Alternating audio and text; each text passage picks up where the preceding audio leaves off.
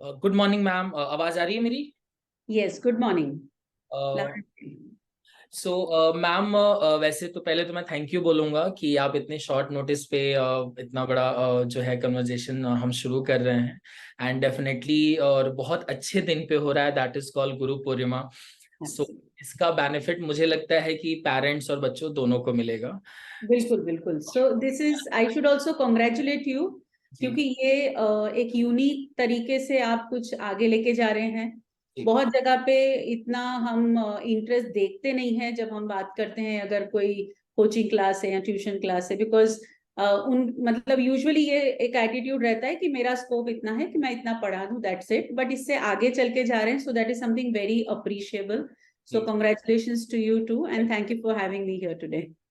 Thank you ma'am. So ऐसा आज पहली बार हुआ है कि मैं क्वेश्चन प्रिपेयर करके आया हूँ आपके लिए क्योंकि मुझे लगा था कि क्यों ना ये बहुत ऑर्गेनाइज तरीके से हो जिससे पेरेंट्स को काफी क्लियरिटी मिले। सो मैम, मेरा जो पहला सवाल है, और मैं अपने पेरेंट्स को बोलूंगा कि इस वीडियो के डिस्क्रिप्शन में मैम का पूरा डिटेल होगा। प्लीज आप अच्छे से पढ़िएगा, क्योंकि जैसे हम मैम के बारे में बात करेंगे ये वीडियो ऑलरेडी बहुत लंबा हो जाएगा, क्योंकि मैम काफी टैलेंटेड हैं और काफी एक्सपीरियंस्ड है। इसलिए मैंने सोचा है कि ये जो इनकी क्वालिटीज हैं हम इसको अपने जो खास करके टैग वाले में डाल देंगे, तो आप लोग प्लीज अच्छे से एक बार देखिएगा। That would be in the PDF format. So ma'am, पहला मेरा आज सवाल है कि मुझे इस साल पहली बार ऐसा लगा है कि स्टूडेंट्स को जब मैं 13-14 साल से पढ़ा रहा था तो मुझे ऐसा लगा था कि कहीं ना कहीं कुछ ऐसी कमियां हमारी तरफ से रह जा रही है, क्योंकि मैं बहुत इनोवेटिव हर साल कुछ ना कुछ करता रहता हूँ। मैंने इस साल पहली बार ऐसा सोचा कि क्यों ना अब स्टूडेंट की ट्रेनिंग के साथ साथ, क्योंकि बच्चा तो आ ही रहा है, क्यों ना पेरेंट्स को भी मैं थोड़ा सा इस ट्रेनिंग का एक थोड़ा सा हिस्सा बनाऊं कि वो अपने बच्चों को घर पे कैसे ध्यान में लेके आए या फिर उनकी पढ़ाई को ट्रैक कर सकें, चाहे जो भी एक्टिविटी बच्चा घर पे करता हो। सो मैम, इससे रिलेटेड मेरा पहला सवाल है, क्योंकि ये पूरा वीडियो पेरेंट्स के लिए ही है। सो मैम, पेरेंट्स को स्पेशली जो बच्चा 7th में है या 8th में है, क्योंकि अभी वो 6 से लेके 8th वाली जर्नी को पार कर रहा है, 9-10th में बच्चे थोड़े बड़े हो जाते हैं, राइट। तो 6 से लेके 8 तक के पेरेंट्स को मैम घर पे क्या ध्यान इतना रखना चाहिए कि जिसके वजह से बच्चे का ग्रोथ वो अच्छे से ऑब्जर्व कर पाए? राइट। जी अभी कैसा है, जब हम ध्यान से देखें तो बहुत सारी चीजें बदल गई है। जो मे बी एक 15 साल पहले या 20 साल पहले जो माहौल होता था वो भी बहुत बदल गया है।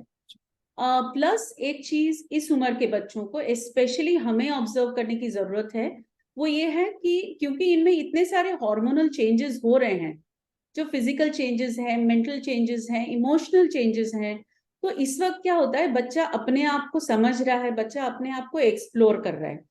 बहुत बार ये होता है कि तब तक हम बच्चे को कुछ बोल रहे हैं कि अच्छा मेरी ये बात सुनो, सुन लिया, बच्चे ने कर भी लिया, लेकिन अब ये है कि वो अपने आप को जब एक्सप्लोर कर रहा है तो उस वक्त हमें उसको सपोर्ट करने की जरूरत है, उनको समझने की जरूरत है।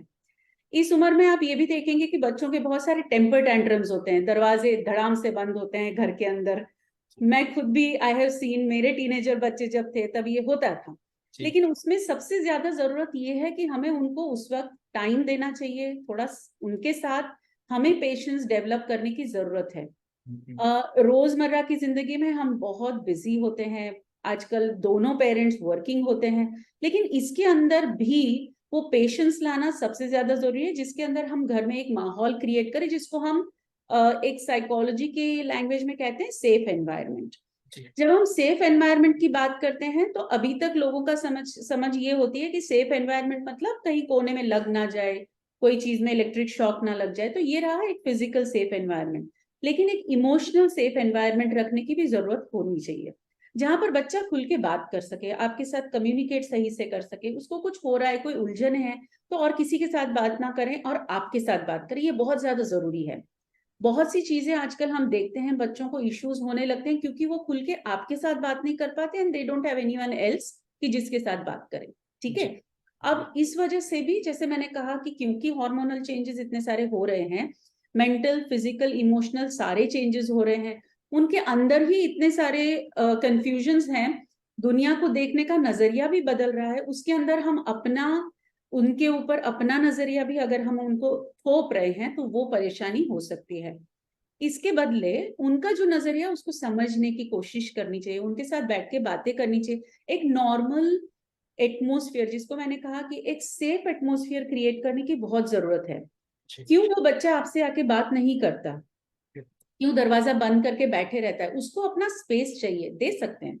ठीक है, आजकल आप देखेंगे दरवाजे बंद करके बच्चे बैठते हैं, कोई दिक्कत नहीं है, कोई परेशानी नहीं है, लेकिन जब फैमिली का टाइम है तो उस वक्त आप भी पूरा मोबाइल बाजू में रख के आप भी बैठिए, उनके साथ बातें करिए, टाइम स्पेंड करिए। ये चीजें इस उम्र से, जब 12-13 साल के बच्चे हैं, ये चीजें इस उम्र से जब शुरू करते हैं, तब धीरे धीरे करके जैसे बच्चे बड़े होते हैं वैसे उनका अपना कॉन्फिडेंस भी बढ़ता है और उनका कॉन्फिडेंस आप में भी बढ़ेगा, ताकि फिर ये कनेक्शन बना रहेगा।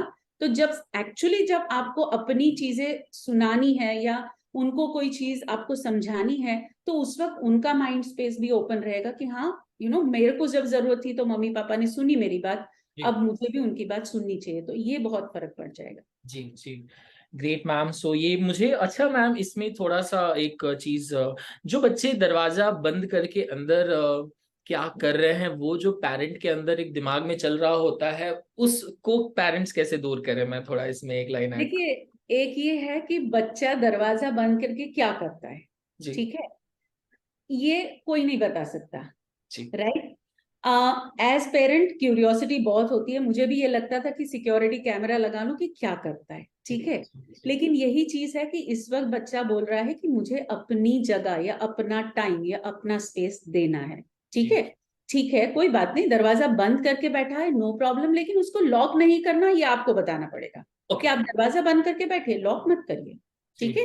सो कभी भी ये चीज मैं हमेशा मानती हूँ कि आप पेरेंटिंग की बात करते हो, आप बच्चों के साथ डील करने की बात करते हैं, तो एक नेगोशिएबल नॉन नेगोशिएबल चीज होती है, मुझे लगता है ये हर रिलेशन में होता है, ठीक है, कि ये चीज नेगोशिएबल है, ये नॉन नेगोशिएबल है, ठीक है। जैसे झूठ बोलना बिल्कुल नॉन नेगोशिएबल, ये तो मैं बिल्कुल नहीं चलाऊं, राइट। लेकिन आज खेलने गए हो, आधा घंटा पहले के बदले आधा घंटा देर से आए हो, चलेगा, थोड़ा सा मैं कहूंगी कि टाइम से आना चाहिए, but that for me is negotiable, ठीक है। तो इसी तरह से दरवाजा बंद करके बैठो, कोई प्रॉब्लम नहीं है, क्योंकि मैंने जैसे कहा उनका वो रिक्वायरमेंट हो जाता है कि ये मुझे स्पेस चाहिए अब, ठीक है।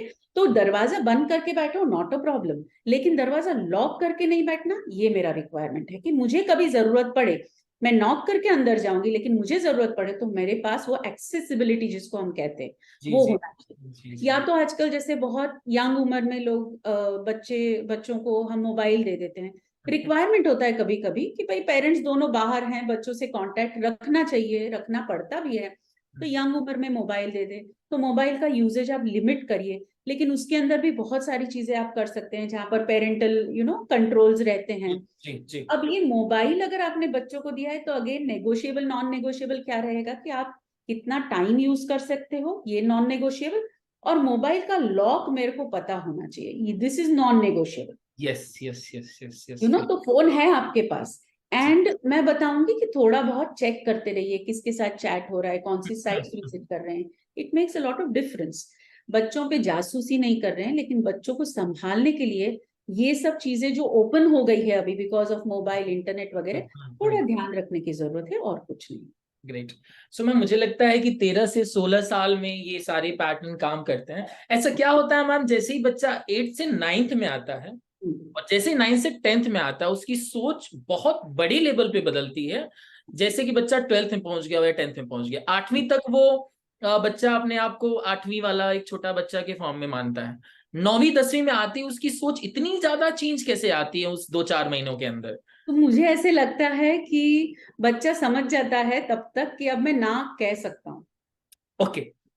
सो एम्पावरमेंट जिसको कहते हैं कि बच्चा इज एम्पावर्ड कि अब मैं ना कह सकता हूँ, ठीक है। या तो अगर मैं ना, एक तो 2-3 चीजें होती है, तो फिजिकली स्ट्रॉन्गर हो जाते हैं, ठीक है। सो पहले जैसा कि जब जबरदस्ती बिठा लो, क्योंकि उस वक्त यंग होते हैं, फिजिकली भी इतने स्ट्रांग नहीं होते हैं, तो फिर जबरदस्ती आप बिठा लो तो कर लेते हैं, ठीक है।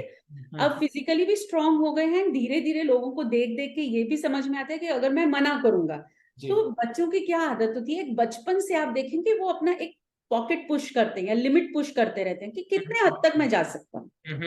ठीक है, तो पेरेंट्स भी बहुत बार आप देखेंगे कुछ बच्चे ऐसे होते हैं कि जो ज्यादा शैतान होते हैं, बिल्कुल बात नहीं सुनते। कुछ बच्चे ज्यादा ओबीडियंट होते हैं, कुछ बच्चे आप कह सकते हैं कि कभी शैतानी करेंगे, कभी ओबीडियंसी उनका दिखेगा। लेकिन अब इसके अंदर ये होता है कि पेरेंट्स को एक वेल डिफाइंड बाउंड्री होना चाहिए कि इतनी बाउंड्री के अंदर आप अगर ऑपरेट करते हैं, इट इज ओके। जैसे मैंने कहा कि एक बाउंड्री है कि दरवाजा आप बंद करेंगे चलेगा, दरवाजा लॉक करेंगे तो नहीं चलेगा। तो उनको पता है कि हमारे इतने एक्सपेक्टेशन है। अब ये जैसे आपने पूछा कि एज बढ़ता है, तो मैंने जैसा कहा कि उनको पता है कि अभी इसके आगे भी मैं खींच सकता हूँ। ठीक है, ज्यादा जिद की तो मॉम के पास टाइम नहीं है, वो वर्क कर रही है, डैड के पास टाइम नहीं, वो शायद काम कर रहे हैं, या मम्मी को घर के बहुत सारे काम है। अगर घर में मम्मी काम कर रही है तो घर में भी बहुत काम रहते हैं, तो घर में भी मम्मी को इतना काम है कि वो मेरे पीछे कितनी देर टाइम लगेगी। थोड़े दिन बोलेगी, थोड़ा टाइम बोलेगी, उसके बाद में छोड़ देंगी, तेरे को जो करना कर। राइट, सो ये बच्चा सीख जाता है। जी जी ठीक है, तो इस वजह से जैसे मैंने कहा कि फिजिकली और मेंटली स्ट्रांग होते हैं, प्लस उनको ये भी समझ में आता है कि अब मैं मना कर सकता हूँ, मैं मना करूंगा तो कोई कुछ नहीं कर सकता। Gate my point? तो ये चेंज आता है इसमें। सो मैम, ये बहुत ऐसा नहीं कि खतरनाक है, ये बहुत डेंजरस है कि 9th-10th के बच्चे अगर इस जोन में जाके अगर सोचने लगे तो उनका आगे का पूरा कैरियर तो क्वेश्चन मार्क में चला जाता है फिर। सो इसके लिए अगेन मैं ये कहूंगी कि जैसे मैंने पहले कहा कि बचपन से जरा समझ में आने लगे बच्चे, तब से हम उनको समझे, उनके जी बात सुने। जी मैंने जैसे कहा कि क्यों वो बच्चा मना करेगा, किस कोई तो कारण होगा। जी जी। इरेशनली बच्चा मना नहीं करता। ठीक है, एक्सेप्ट कि अगर उस तरह से बिहेवियर पेरेंट्स को देखा है, कोई चीज के लिए नहीं बस मना कर दो, पर कुछ कारण है या क्यों मना कर रहे हैं, तो एज पेरेंट्स हम भी समझाते हैं। जैसे अगर कोई स्कूल से कहीं जाने की बात है, या कुछ बच्चे सोच रहे हैं कि चलो मॉल में जाना है, कोई बात नहीं, जाने दीजिए। 8वीं 9वीं का बच्चा अकेला जा सकता है, लेकिन इतना है कि मैं छोड़ दूंगी, मैं इतने बजे लेने आ जाऊंगी। ठीक है, तो उनको उनका फ्रीडम भी मिल जाएगा, एंड देन आपकी भी नजर रहेगी कितने बजे आ रहे हैं, कितने बजे जा रहे हैं। राइट, तो ये चीजें जब हम बचपन से उनको वो प्रोटेक्टिव एनवायरनमेंट देते हैं, फिर सडनली खुला छोड़ देते हैं क्योंकि अभी टीनेजर हो गए, तो ये एकदम खुला नहीं छोड़ना है। उसमें भी हमारा कहीं ना कहीं अंकुश रहना चाहिए, हमारा ध्यान रहना चाहिए उनके ऊपर कि किस तरफ जा रहे हैं। ठीक है, आप देखेंगे कि माहौल बाहर आप देखेंगे बहुत ओपन है, कितनी चीजें आपको मिलती है, बच्चों को कितना एक्सपोजर मिलता है। अब उसमें सबसे ज्यादा जरूरी है आप उनसे कितना कनेक्टेड हैं। बच्चा फ्रीली हर चीज के बारे में, और मैं हर चीज की बात कर रही हूँ, हर चीज के बारे में बच्चा फ्रीली आपसे आके बात करे, ये माहौल क्रिएट करना आई थिंक ये पेरेंट्स की जिम्मेदारी रहती है। यस, मतलब चाहे बाहर लड़के ही आया हो, ये बताए कि मैं लड़ा हूँ, हाँ, ये बहुत घर में। जरूरी है। और लड़ना, देखिए गुस्सा होना, लड़ना, दुखी होना, ये सारे नेचुरल इमोशंस हैं। गुस्सा मत हो नहीं बोल सकते आप, गुस्सा होना है कोई बात नहीं, पर उस गुस्से को किस तरह से आपको व्यक्त करना है, ये हमें बच्चों को सिखाना है, और वो हमसे ही सीखते हैं। ठीक है, आज मुझे गुस्सा हो, मैंने फोन पटक दिया, वो बच्चे ने देखा ना कि ये एग्रेशन है, मैं दिखा सकता हूँ एग्रेशन, तो वही होगा। लेकिन फोन आप रखिए एंड उस वक्त फिर आप बोल सकते हैं कि यार ये सही नहीं है। राइट, तो ये हमारे बर्ताव में ही बच्चे सीखेंगे।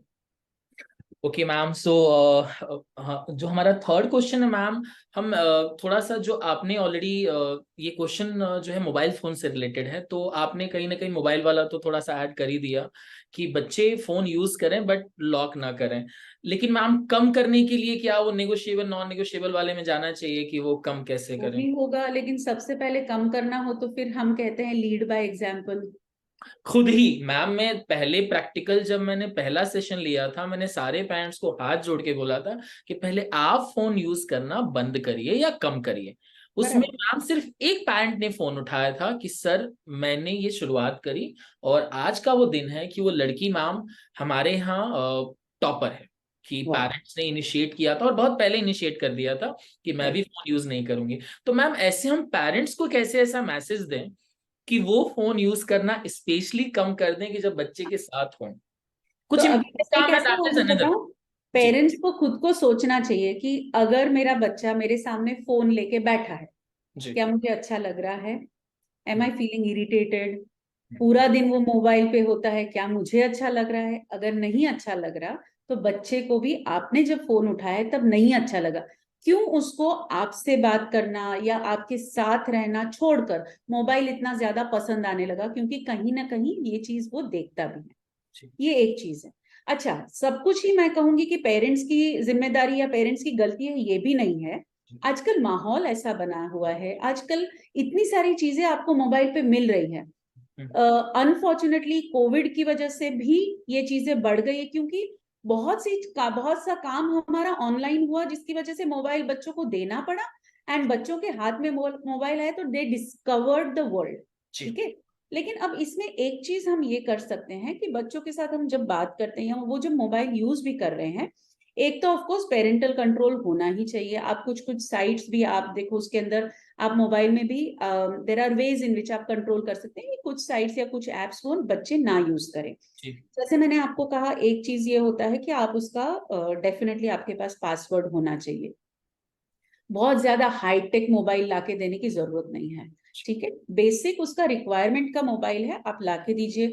उसके अंदर बहुत सारा डेटा देने की जरूरत नहीं है। घर पे है, वाईफाई पे चल रहा है, बाहर है, कॉल लग रहा है, इनफ हो जाता है इतना यूजेज के लिए। तो थोड़ा ये भी हम कंट्रोल कर सकते हैं।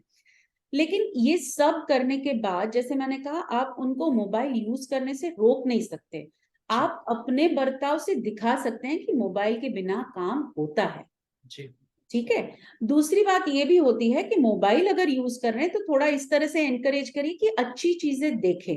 राइट, जैसे अगर कोई डिबेट्स देखें, कहीं क्विज चल रहा है वो देखें, कोई डॉक्यूमेंट्रीज है, हाउ इट इज मेड वगैरह, ऐसे काफी सारी डॉक्यूमेंट्रीज है, डिस्कवरी चैनल है। तो इस तरफ धीरे धीरे उनको मोड़ना चाहिए, क्योंकि अगर आप मोबाइल लेके बैठे और आप उन्हीं चीजों को देख रहे हैं तो कहीं ना कहीं उनका भी क्यूरियोसिटी बढ़ता है कि ये क्या चीज है। ठीक है, तो ये सारी चीजें भी, भले मोबाइल यूज कर रहे हैं लेकिन उसमें क्या कर रहे हैं ये ज्यादा जरूरी है, ये देखना इम्पोर्टेंट है। और मैम, अगर किसी स्टूडेंट के अंदर सेल्फ कंट्रोल है कि उसको पता है कि मुझे इतनी देर यूज करना है, तो क्या उसके पास हाईटेक मोबाइल या बहुत अच्छा मोबाइल होना चाहिए, like iPhone and all that? जरूरी क्या है? नहीं, ये तो पेरेंट के अंदर आ गया कि वो चीज की हाँ, मेरा बच्चा कंट्रोल में रखता है तो मैं दे ही दूं एज अ बर्थडे पर गिफ्ट। क्यों देना है? एग्जैक्टली, तो व्हाट ये। Is the requirement?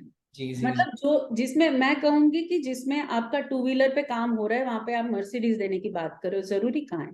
जी जहां जरूरी है वहां दीजिए। मैं जी कभी ये नहीं बोलती कि बच्चे को इंडल्ज मत कीजिए, बच्चे को चीजें मत दीजिए, I am not saying that, लेकिन जहां जितना जरूरी है उतना दीजिए। जी आईफोन, लोग लाख रुपए का आईफोन लेके घूम रहे हैं बच्चे, क्या जरूरत है? जी लेकिन वो कभी कभी ये भी हो जाता है कि पेरेंट्स का भी, कि क्योंकि हम ऐसे सर्कल में घूमते हैं, या तो बच्चा ऐसे सर्कल में घूम रहा है कि जिनके यहाँ सबके यहाँ ये है। ठीक है, लेकिन इट इज नॉट नेसेसरी, हमारे यहाँ ये है। ठीक है, अब कभी कभी ये होता है कि मुझे मुझे भी कभी पेरेंट्स मिलते हैं तो बोलते हैं, मैम हमारे तो सर्कल में ही ऐसा है कि से बर्थडे पार्टीज तो होटल में ही होती जी है, घर जी पे तो होती ही नहीं है। जी ठीक है, तो ये हमारा एज पेरेंट बच्चों को समझाने का हमारा तरीका होना चाहिए कि बेटा, घर पे हो बाहर हो, इम्पोर्टेंट ये है कि दोस्तों के साथ आपने मजे किए, नॉट कि बाहर किया हो। तो यही चीज हमें, फोन है, गैजेट्स हैं, सब चीज में होनी चाहिए। Great great great. So ma'am, third question की, पेरेंट्स मैम कैसे जज करें कि हाँ, अपने बच्चे की जो भी हालात देखे, चाहे वो पढ़ाई वाली हो या उसके नेचर वाला हो, कि वो गुड सर्कल में है या बैड सर्कल में?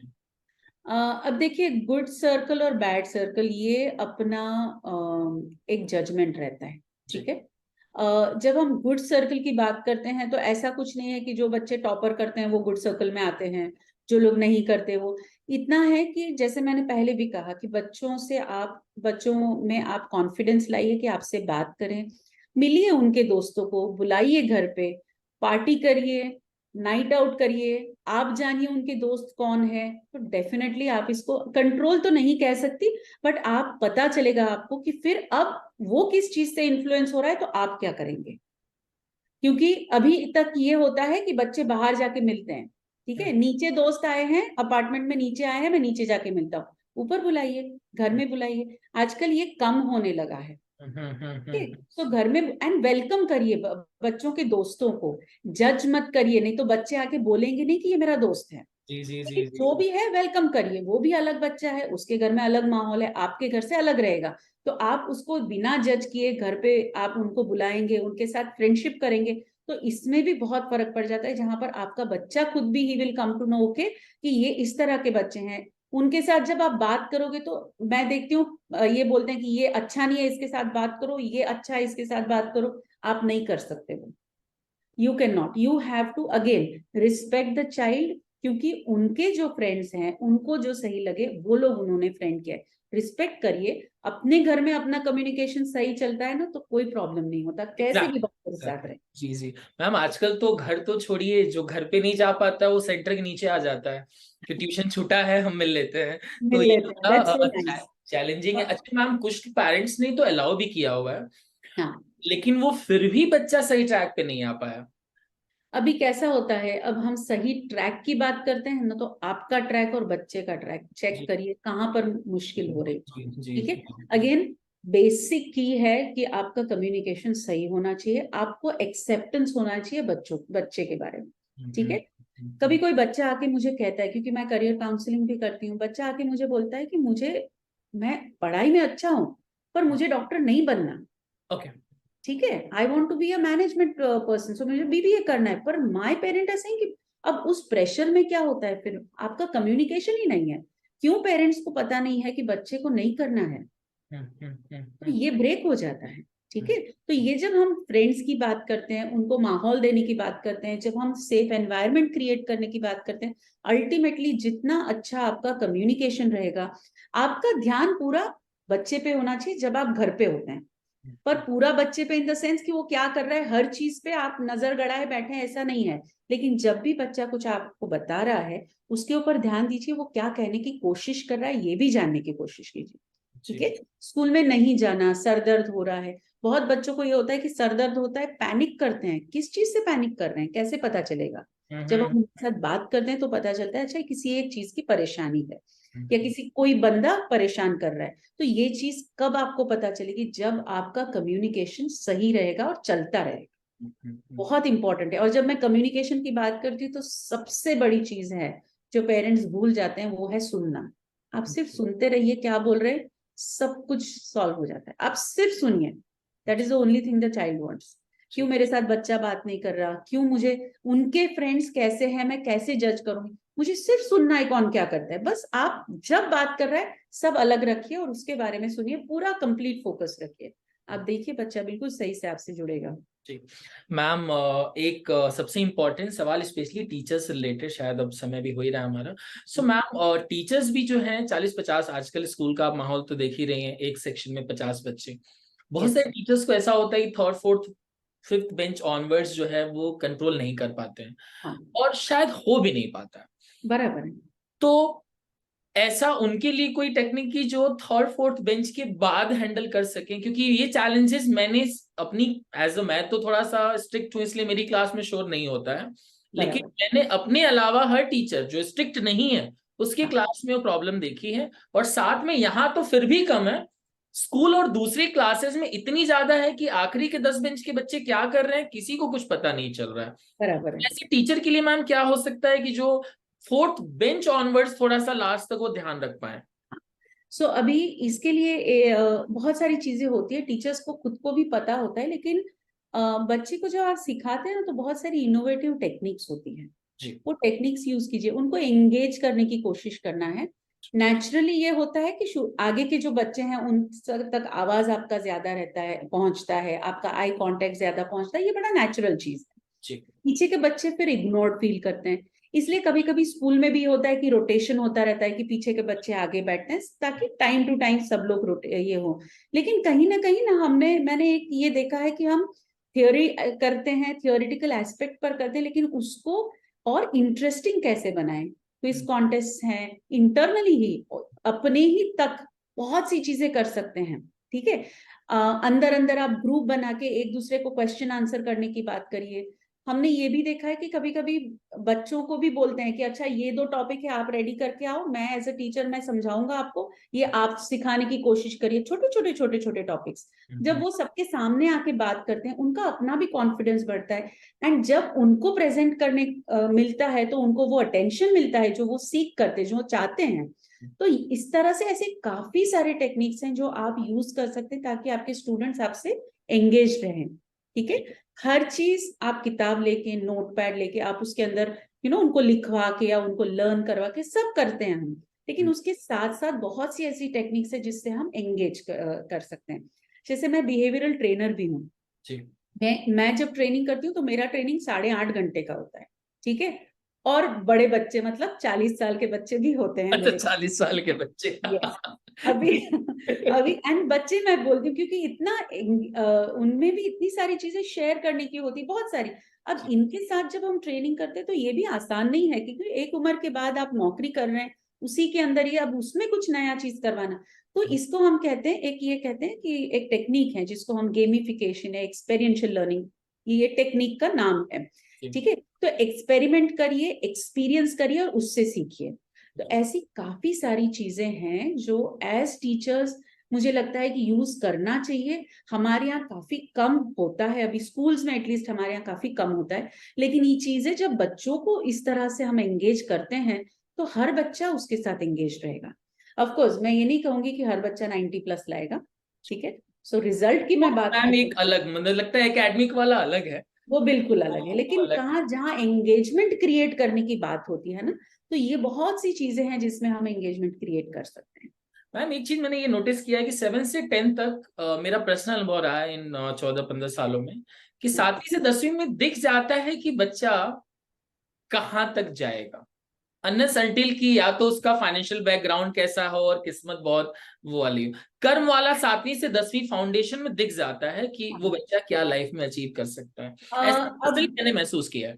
मैं आपको अगर बताऊं कि जब हम अचीव करने की बात करते हैं या 8वीं से 10वीं में दिख जाता है, ठीक है, मोस्ट ऑफ द टाइम्स हम जो देखते हैं वो सिर्फ एकेडमिक्स दिखते हैं जी। तो बच्चा बहुत सी दूसरी चीजों में अच्छा हो तो उस तरफ भी उसको एनकरेज किया जा सकता है ना। पढ़ाई नहीं, करना वो जरूरी सब है। दिख जाता है मैम, जैसे हमारे यहाँ हाँ बच्चे आते हैं तो कोई फुटबॉल भी खेल रहा है, कोई स्विमिंग भी कर रहा है, कोई क्रिकेट भी खेल रहा है। वो क्योंकि ये सारा प्रोसेस मैम छोटे पे ही शुरू होता है, तो उस समय बिल्कुल क्लियर हो बिल्कुल। जाता है कि बच्चा किस डायरेक्शन में आगे जाने वाला है। हाँ बिल्कुल बिल्कुल। सो यूजुअली जैसे मेरे पास बच्चे आते हैं, 9th-10th ग्रेड के बच्चे आते हैं, तो हम उनको गाइड करते हैं कि किस तरफ उनका स्ट्रेंथ है, क्या चीज उनको करना पसंद है, उसमें अच्छा करियर किस तरह से कर सकते हैं। अल्टीमेटली मैं ये मानती हूँ कि बच्चा जो करने में खुशी महसूस करता है, जो उसका स्ट्रेंथ है, उसमें अगर वो अपना करियर बनाए तो बहुत अच्छा जा सकता है। अनफॉर्चुनेटली हमारे यहाँ अभी भी लोग, जब हम अच्छा करने की बात करते हैं, मैं फिर वही दोहराऊंगी कि पेरेंट्स को ये लगता है कि अगर स्कूल में अच्छा कर रहा है या मार्क्स अच्छा ला रहा है तो जिंदगी में बहुत अच्छा करेगा, बट ऐसा नहीं होता, ठीक है। एवरेज बच्चे होते हैं लेकिन बहुत अच्छे कॉलेज में पढ़ सकते हैं, क्यों? क्योंकि उनके इतने सारे दूसरी चीजें वो डेवलप करते हैं। आजकल जमाना बहुत बदल गया है, बच्चों का प्रोफाइल बिल्ड करना बहुत जरूरी है बचपन से। जैसे मैंने कहा कि अगर उनको बताएं कि आप डिस्कवरी चैनल है, ऐसी काफी सारी डिबेटिंग चीजें हैं, तो ये सारे आप अगर बच्चे देख रहे हैं तो हो क्या रहा है, उनका पर्सपेक्टिव डेवलप हो रहा है, मतलब एक सोच डेवलप हो रही। अगर सोच सही तरीके से डेवलप होगी, उसके साथ साथ बहुत सारी नई नई चीजें अगर बच्चा एक्सपीरियंस कर रहा है, तो इसको हम कहते हैं हमारी लैंग्वेज में कि प्रोफाइल बिल्ड हो रहा है, ठीक है। बहुत से कॉलेजेस हैं इंडिया में भी, बाहर भी, जहां पर सिर्फ एकेडमिक्स, मतलब 90% या 9 CGPA वगैरह के बच्चों को छोड़कर 60-70% बच्चे, लेकिन जिन्होंने और भी काफी चीजें एक्सपीरियंस की है, ऐसे बच्चे प्रिफर किए जाते हैं। सो एज पेरेंट्स हम अगर कह रहे हैं कि कौन से बच्चे हम स्टार किड्स आइडेंटिफाई कर रहे हैं, तो मैं ये सबको कहूंगी कि प्लीज सिर्फ पढ़ाई का नहीं देखिए, बहुत सारी चीजें, हर बच्चा यूनिक होता है, हर बच्चा एक स्टार होता है, बस वो स्टार है वो उसको पता करना है, उसको रियलाइज करवाना है, और वो जिस चीज में अच्छा करता है उसमें उसको एनकरेज कीजिए, देखिए बढ़िया करेगा। जी जी जी, ग्रेट मैम। सो आखिरी सवाल, मैक्सिमम पेरेंट्स दूसरे पेरेंट्स के साथ बहुत जल्दी इन्फ्लुएंस हो जाते हैं बिकॉज ऑफ कि उनका बच्चा क्या कर रहा है, और साथ में मैम पेरेंट्स को ब्रेन वॉश करने के लिए आज हमारे मार्केट में बोले या सोसाइटी में बोले, ऐसे बहुत सारे लोग हैं। तो ऐसे पेरेंट्स कैसे ये चीज आइडेंटिफाई करें कि वो ब्रेन वॉश हो रहे हैं या उनका डायरेक्शन चेंज किया जा रहा है। मेरे बहुत सारे ऐसे पहचान के लोग हैं जहाँ पे बच्चा कॉमर्स लेना चाहता था, वो इंस्टीट्यूट में गए, इतनी गंदी अच्छी काउंसलिंग हुई, गंदी क्लास अच्छी कि बच्चा साइंस लेने के लिए बोल दिया। Yes yes. मतलब इतना, मतलब बच्चे का मन, बताइए उस 10 मिनट के अंदर एक बच्चे का स्ट्रीम चेंज कर दिया जाता है, पूरे फ्यूचर का डायरेक्शन चेंज कर दिया जाता है, और पेरेंट्स उसमें हाँ में हाँ भरते हैं, नहीं नहीं आप सही बोल रहे हैं, या उनका बच्चा अच्छा कर रहा है तो हम भी उसी के साथ भेजेंगे। मैम ऐसे चैलेंजेस को हम कैसे उनको थोड़ी सी मदद मिल जाए कि ऐसी अभी चीजों से इसमें बचे भी मैं जैसे कहती हूँ कि इसमें सबसे ज्यादा चीज जरूरी है कि एक्सेप्टेंस। ठीक है, मेरा बच्चा जो है दूसरों से अलग है, बेहतर है। ऑफ कोर्स हर एक को लगेगा अपना बच्चा बेहतर तो है ही, लेकिन एक्सेप्ट करना ये बहुत जरूरी है। आप जाइए, आप सुनिए, लेकिन हमारा अपना भी कोई सोच विचार करने की शक्ति होती है, क्षमता होती है, वो यूज करिए कि मेरे बच्चे को क्या पसंद है। मैंने क्या कहा, बच्चे की बात सुनते रहिए। अगर वो बार बार बात कर रहा है प्लेन्स के बारे में, तो इसका मतलब नहीं कि पायलट ही बना दीजिए, ओके, या तो इंजीनियर बनाएंगे। लेकिन बच्चे को क्या पसंद है, तो मुझे प्लेन्स बहुत पसंद है, लेकिन प्लेन्स प्लेन्स मुझे ड्रॉ करना पसंद है, तो शायद डिजाइनिंग को ऑप्शन हो सकता है। ठीक है, तो मुझे लगता है कि इसके लिए सबसे ज्यादा जरूरी है कि पेरेंट्स खुद जाने की और क्या क्या चीजें अवेलेबल है मार्केट में। ठीक है, आज आप देखिए कोई भी चीज आप करेंगे, मतलब सिर्फ लिखाई अगर आपकी अच्छी हो, उसके अंदर भी लोग करियर करते हैं और अच्छा कमाते हैं। ठीक है, या तो फिर अगर आप किसी से बात कर सकते हैं अच्छी तरह से, तो वो भी एक करियर बन सकता है। तो बहुत बार पेरेंट्स को पता ही नहीं है कि पोटेंशियल क्या है। ठीक है, साइंस में क्या पोटेंशियल है, कॉमर्स में क्या पोटेंशियल है, आर्ट्स में क्या पोटेंशियल है, ह्यूमैनिटीज में क्या है, हर चीज में पोटेंशियल है। तो पेरेंट्स को सबसे ज्यादा जरूरी है कि जैसे हम बच्चे को ओरिएंट करते हैं, उनको पढ़ने के लिए एनकरेज करते हैं, वैसे पेरेंट्स भी, बच्चे छोटे हैं तब से आप भी देखिए आपके आसपास लोग क्या कर रहे हैं और उसके अंदर किस तरह से करियर बना रहे हैं।